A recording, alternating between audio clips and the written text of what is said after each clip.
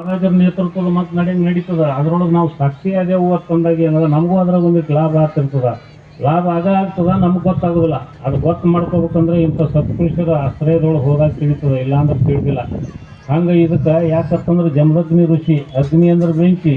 ಆ ಜಮದಗ್ನಿ ಋಷಿಗೆ 5 ಮಂದಿ ಮಕ್ಕಳು. ಪರಶುರಾಮ ಏನದ ಒಂದೇನೋ ಸಂದರ್ಭದೊಳಗೆ ತಾಯಿ ತಲೆ ಕಡಿ ಅಂದ. ಅವಾಗ ಏನದ ಕಡಿ ಹೊತ್ತಿನಾಗ ಒಬ್ಬ ಎಲ್ಲಮ್ಮ ಹೇಳಿ ಅಟಿದು ತಲೆ ಕಡದ್ನತ್ತ. ಅದ್ರ ಸಲ 2 ಯಾಕಂತಂದ್ರೆ ರೇಣುಕಾ ಎಲ್ಲಮ್ಮ ಹೆಸರು ಯಾಕೆ ಬಂದು ಅಂದ್ರೆ 2 ಹೆಸರು ಅದ್ರ ಸಲಾಗಿ ಬಂದು.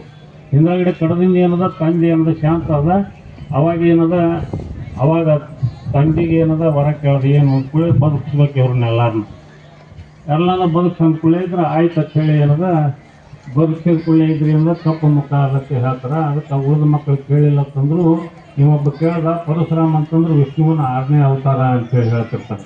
ಅದಕ್ಕೆ ನಾವೆಲ್ಲರೂ ಏನದ ಪುರುಷ ಅಂದ್ರೆ ಕೊಡಲಿ, ಅದಕ್ಕೆ ಆ ರಾಮ ಹಿಂಗೆ ಏನದ ಅವನ ಆಯುಧ.